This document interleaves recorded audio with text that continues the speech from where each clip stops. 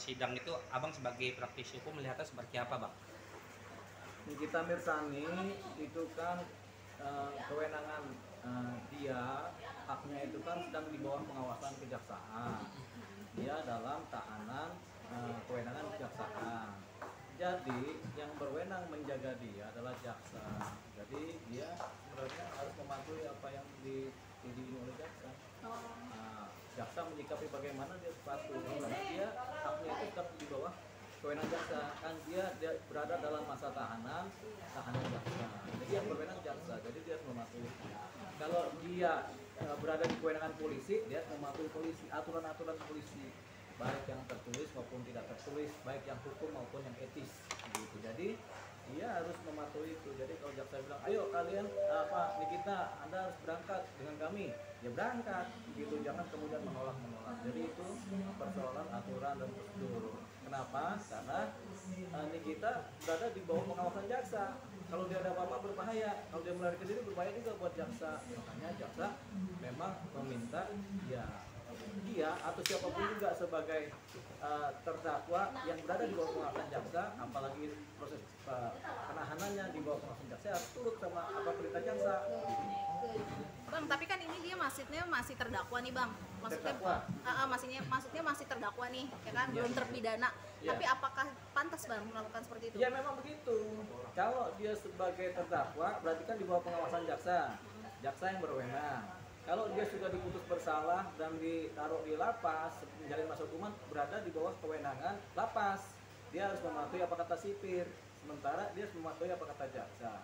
Kalau dia berada dalam proses penyidikan, di mana dia ditahan di bawah wewenang polisi, dia harus mematuhi apa kata polisi. Bang, Itu pakemnya. itu bisa menjadi hukuman memperberat untuk Nikita Mirzani sendiri nggak Iya, sih, bang? nanti kalau dilihat oleh majelis hakim, itu hakim menilai, apa yang dinilai adalah perilakunya, tata cara di persidangan, sopan santun namanya. Sopan santun di persidangan bagaimana?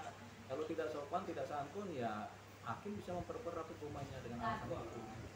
Untuk fansnya juga, bang, yang membuat ricuh di ruang sidang itu Ya. seperti apa, bang? Untuk para fansnya, bang? Ya, nggak semua perkara Nikita Mirzani, banyak perkara di mana para pendukungnya itu sering membuat ricuh, baik di dalam persidangan maupun di luar persidangan. Di dalam persidangan, ketika dalam sidang tiba-tiba ramai ribut, atau di luar persidangan dengan demonstrasi, itu biasa begitu. Tapi itu tidak dilihat oleh majelis hakim sebagai sesuatu yang memperberat posisi terdakwa. Itu hanya dianggap sebagai dinamika di dalam persidangan. Dalam persidangan ada pendukung kan, jadi ada di dalam persidangan, ada di luar persidangan. Nah, majelis hakim hanya minta bantuan keamanan untuk menjaga supaya proses persidangan berjalan tertib dan aman. Abang sebagai praktisi hukum sendiri, ada pesan, bang, untuk pendukungnya Nikita Mirzani, bang? Kemarin kan sempat ada keributan juga, bang. Ya, keributan seringkali tidak terhindarkan kalau ada gesekan-gesekan para pihak ya, baik yang pro maupun kontra. Tapi sebaiknya kedepankan sopan santun, etika, kepala dingin, sehingga tidak timbul keributan. Jangan ada provokasi. Tapi setiap persidangan seringkali ada provokasi dari pionir-pionir yang tujuannya untuk memperkeruh keadaan kan. Tapi baiknya kepada semua pendukung, baik pendukung Nikita Mirzani maupun pendukung Reza Gladys, supaya tertiblah dalam bersidang. Itu aja paling. Selebihnya memang mereka yang menentukan.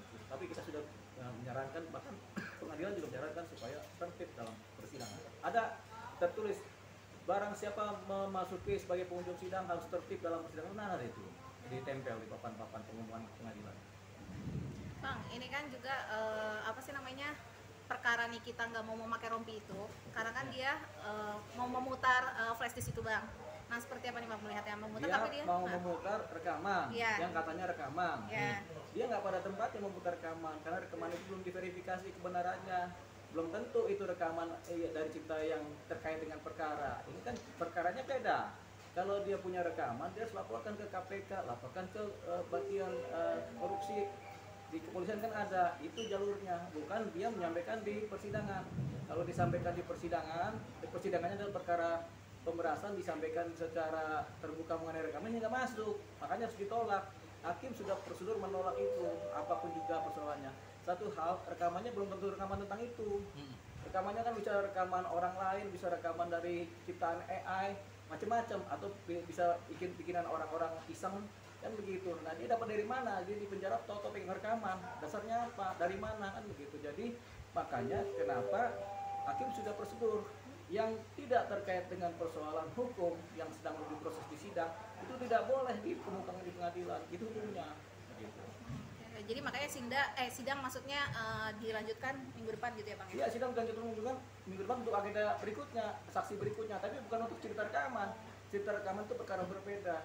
Kayak ada kasus pembunuhan yang dibahas tentang pembunuhan, tiba-tiba ada orang bicara tentang kasus fitnah memfitnah, kan nggak masuk. Itu kan ada jalurnya masing-masing. Jadi nggak pada tempatnya. Jadi seorang Nikita Mirzani belum bisa menempatkan keadaan. Satu hal faktual, bukti-bukti ini belum empiris, belum terbukti secara ilmiah, belum ada forensiknya. Bisa jadi ini bukti-bukti palsu yang disampaikan kan, tapi tidak terkait dengan persidangan, makanya hakim menyetop ini, nggak ada cerita itu. Itu adalah hakim yang benar. Berarti sesuai dengan ini ya Bang, maksudnya kambing lu sesuai dengan Sesuai dengan apa tadi? maksudnya sesuai dengan aturannya, prosedurnya Oh gitu ya iya, Bang? prosedur gitu. Kalau hakim menerima itu malah gila nanti hakimnya kita anggap. Hakim nggak kompeten jadinya, karena menerima sesuatu yang bukan di wilayah prosedur hukum yang berjalan. Bang, harusnya prosedurnya seperti apa Bang ketika Nikita Mirzani mempunyai rekaman bukti flash di situ? Ketika Nikita Mirzani katanya punya bukti rekaman yang belum tentu otentik juga, yang belum tentu terverifikasi juga, dia harus taruh ini kepada apa? Sebagai laporan bukti awal, petunjuk di mana? Di laporan baru ke kepolisian. Patut diduga ada yang menyuap dan ada yang disuap, kan begitu. Laporannya apa? Laporan penyuapan, korupsi.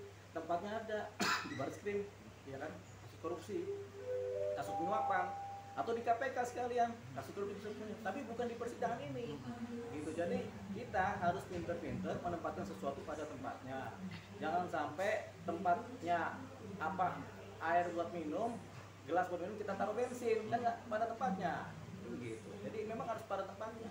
Nah dalam konteks ini Nikita Mirzani menjalankan penempatan di persidangan pemerasan.